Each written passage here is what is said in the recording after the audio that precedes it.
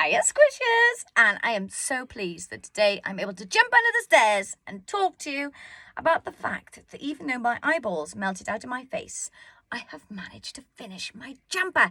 Yes! I had to come to a complete stop after our last chat. I managed to get the last bits of the cuff done on my arm before I had to down tools and completely just go, no.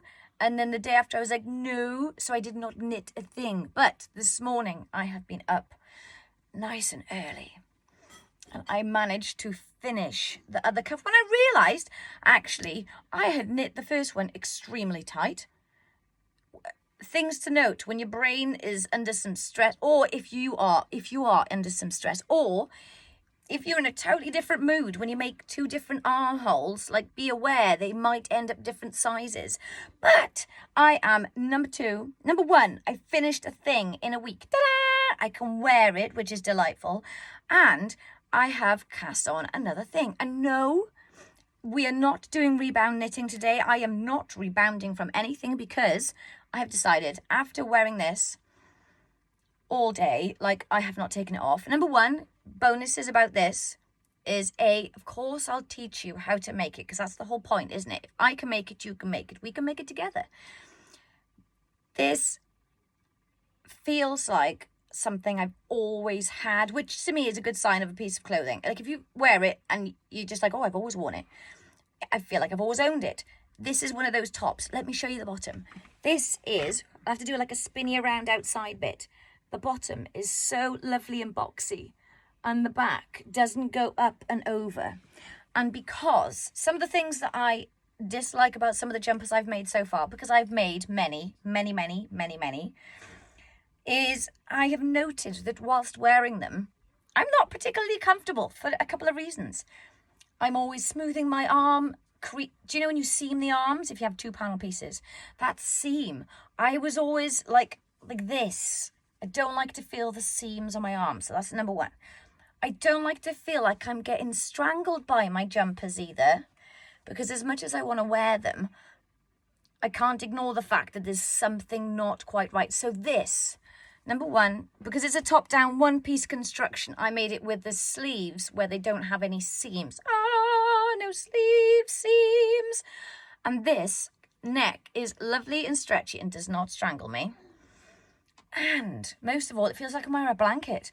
And did I mention the sleeves?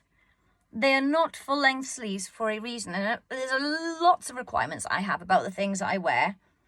I guess when you have to do lots of strange jobs, like sometimes you've just up to your elbows in water, sometimes you're coloured in dye, other times you've got to be really clean and dry, other times you're packing things in tissue paper. There's lots of different outfits you've got to wear sometimes because you just can't go from like a wet, colourful, splashy room into a dry, clean. It needs to not get all splashy with colour. So I have lots of different, and I always roll up the sleeves, which drives me mad, or if I've got long sleeves on things, which some of my jumpers are, I always get my arms, as somebody I mentioned, slopped all over the table. So 3/4 length arms suit me down to the ground because I never have to roll them up. They fit underneath all my jackets. And did I mention it feels like I'm wearing a blanket? Yeah. So I'm not rebound knitting because I thought I wanted to start whilst the iron's hot thing. Just keep going while I'm going. Not rebound knitting. But this time I decided a few different things. I'm going to go for exactly the same style because this is the one. This is it. This is the one that I am like, oh, yes. And I have a few variations of it in a different angle. Ooh, things to show you. But this one, I wanted to start off with something like POW next to my face because I don't really wear lots of POW colours. And I thought, just do it. And I do not know what happened. I don't know why these colours were the ones I went for, but I've gone for like a blendy fade. There. So a different approach, but the same pattern altogether. So this one is going to be the other one I'm going to make to show you. And then I'm going to show you how to make them. We'll make one together because if I can make it, you can make it. And once you do it once, you won't even need the pattern. Serious.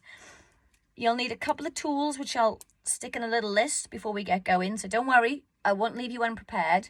And I'll weigh up some of these so you can get a rough idea of how much squish to go rummaging around for. And remember, the first one we're going to make, just think of it like I've thought this one is my template. I think there's a particular word with the ones that you, toile, if you're sewing, like you make a block, like a template one. So once I've got the one, I'm like, go. So, go. With this is what I'm starting my weekend with. Who knows where it will go? But this is the part of my evening where I'm swapping some of my warm, squishy clothes for some wet, those wet, splashy clothes. Because the week is not done. But if you've not managed to knit a stitch or do anything this week, don't worry, you may get your time over the weekend. And don't forget, every stitch counts. And even if you can't make anything, or if something is going on and you just can't, that is just not on the cards for you, just think about it, dream about it, obsess about it. Because when you get the time, we're going to just go wild. Okay, catch you next week. Bye.